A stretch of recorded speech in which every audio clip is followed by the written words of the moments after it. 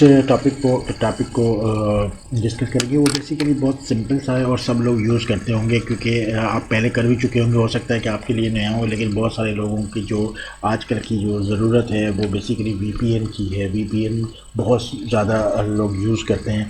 कोई work from home के लिए इस्तेमाल करता है, कोई इस तरह के जिनके कुछ टास्क वगैरह ऑफिस में रह जाते हैं तो वो घर से बैठ के करना चाह रहे होते हैं, या कोई जो है अपने ऑफिस का किसी दूसरी ऑफिस में बैठ के किसी क्लाइंट साइड पे बैठ के काम कर रहे होते हैं। तो वीपीएन बहुत ज़्यादा कॉमन है जो कि यूज़ किया जाता है। ये जो वीपीएन डायलर हम क्लाइंट साइड पे जो एक विंडोज़ 10 का बिल्ट इन फीचर है उसको कॉन्फ़िगर कर रहे हैं, ताकि आप कोई भी वीपीएन, किसी भी टाइप का वीपीएन हो, वो आप कनेक्ट करने के लिए आपको आसानी हो।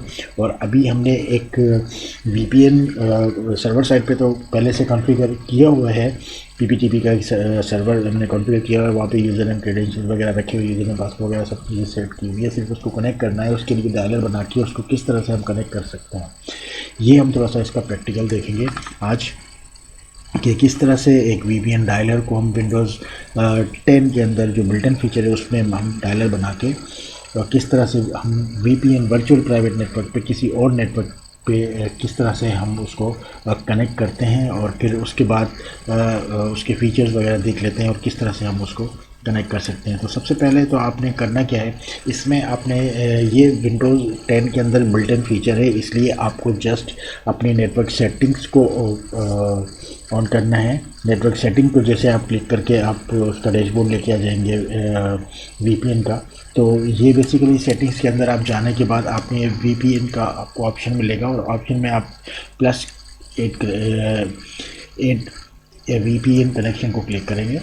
उसके बाद आप यहाँ पे विंडोज़ बिल्ट इन फीचर पे सिलेक्ट कर लेंगे और कनेक्शन का कोई भी नाम दे सकते हैं। जैसे कि हम अगर इसको नाम दे देते हैं वीपीएन 2 या किसी भी का भी हम इसको दे सकते हैं नाम, कोई भी नाम दे सकते हैं आप अपनी मर्ज़ी से, जो भी चाहे नाम दे सकते हैं।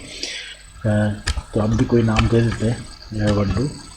और इसमें जो सर्वर, क्योंकि सर्वर एड्रेस या आईपी एड्रेस जहाँ पे आपका वीपीएन बना हुआ है वो आपने यहाँ पे मेंशन करना, चाहे आप अगर उसको आपने नाम दे रखा है तो नाम दे सकते हैं, अगर आईपी एड्रेस है तो वो आप आईपी एड्रेस उसकी मेंशन कर सकते हैं। अभी हमने जो वीपीएन जिसमें बना रखा है वो बेसिकली उसकी आईपी जो है वो ये है।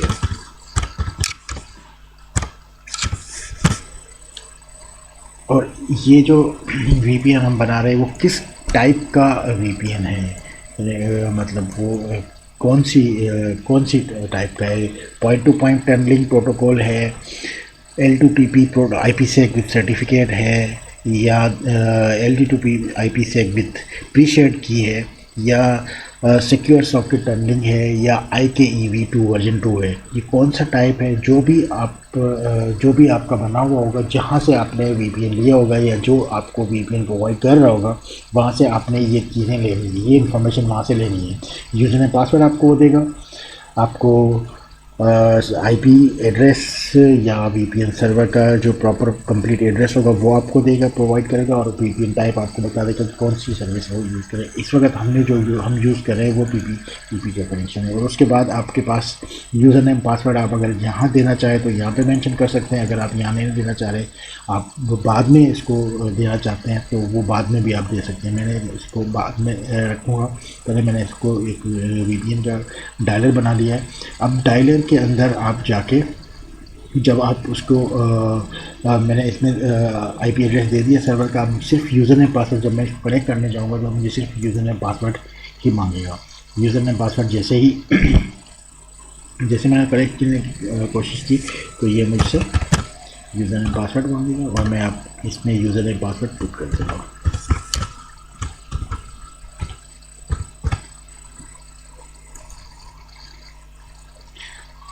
अब ये वीपीएन अपने can't connect to the VPN connection remote controller could not be establish.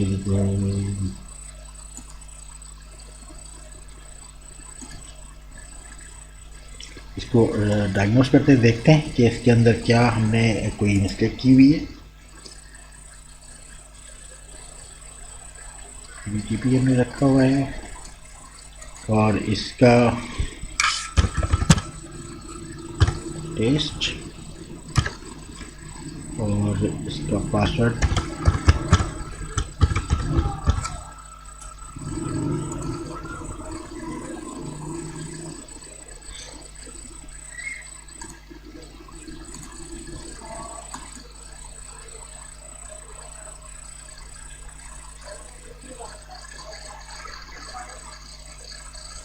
अब ये कनेक्ट हो गया है। उसमें शायद क्रेडेंशियल में पासवर्ड में कोई मिस टाइप हो गया था, जिसकी वजह से वो कनेक्ट नहीं हो पाया था। अभी ये कनेक्ट हो गया है।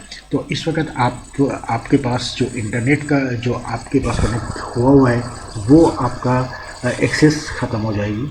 और मतलब आप अब जिस वीपीएन से कनेक्ट हुए हैं वो ही आपके पास यूज़ कर रहे होगा। लेकिन इसमें ये आप चेंज कर सकते हैं। अगर आप चाह रहे हैं कि आप जिस वीपीएन से कनेक्ट हुए हैं वहाँ से आप वो इंटरनेट यूज़ ना करें, बल्कि आप अपना इंटरनेट यूज़ करें, तो ये भी आप उसमें कर सकते हैं। तो आप अपना जो आपके पास जिस आईएसपी से या इंटरनेट सर्विस प्रोवाइडर से कनेक्टेड है, आप चाह रहे हैं कि उसी से आपका कनेक्शन चलता रहे और वीपीएन वाले सिर्फ आप सर्विसेज सिर्फ उन सर्वर से कनेक्ट होकर अपना काम कर सके, तो ये भी पॉसिबल है, ये भी आप कर सकते हैं। और डिस्कनेक्ट हुआ है, हम दोबारा इसको कनेक्ट कर लेते हैं। जैसे आप कनेक्ट हुए तो आपका इंटरनेट बंद हो गया है। अगर आप देखना चाहें यहाँ पे तो आप देख सकते हैं इंटरनेट आपका बंद हो चुका है, आप वहाँ पे कनेक्ट हो गए हैं। तो ये चाहें ये भी आप अपने उसमें कर सकते हैं। अगर चाहें तो आप इसको जो है दोनों चीज़ें आप गेटवे को हटा के, अगर आप एक गेटवे को एक ऑप्शनल गेटवे के तौर पे उसका अगर एक्सेस दे देते हैं तो भी आप दोनों काम एक साथ कर पाएंगे।